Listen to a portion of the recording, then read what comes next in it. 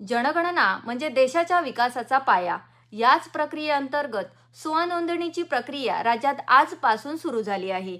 यात तुम्ही स्वतःची तुमची माहिती भरू शकता. कशी? चला समजून घेऊया.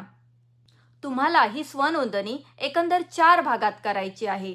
पहिला भाग प्रवेश आणि प्रारंभिक नोंदणी.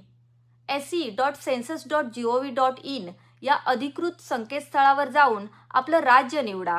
नंतर आपल्या कुटुंब प्रमुखाचं नाव, मोबाईल नंबर आणि ईमेल आयडी नमूद करा. दुसरा भाग पडताळणी आणि स्थान ओळख. आपल्याला सोयीची भाषा निवडून आपल्या मोबाईल क्रमांकावर आलेला OTP इथे टाका. त्यानंतर आपला जिल्हा, पिनकोड आणि आपलं गाव, शहर किंवा परिसर निवडा आणि मग नकाशावरचं लाल चिन्ह योग्य ठिकाणी नेऊन आपल्या घराचं अचूक स्थान निश्चित करून कन्फर्म करा. आता तिसरा भाग माहिती भरणं आणि सादर करणं. यात घर नोंदणी आणि गृह जनगणना प्रश्नावली भरा. त्यानंतर तुम्ही आत्तापर्यंत भरलेली सगळी माहिती अर्थात प्रिव्ह्यू तुम्हाला दिसेल. ती बरोबर आहे ना हे नीट तपासून बघा. त्यानंतरच फायनल सबमिट करून आपली माहिती लॉक करा.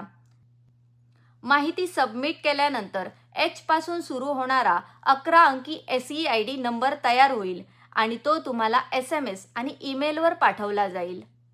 त्यानंतर चौथा म्हणजे शेवटचा भाग फील्ड पडताळणी. यात जनगणना विभागाकडून आलेल्या कर्मचाऱ्याला आपला 11 अंकी SEID नंबर द्या.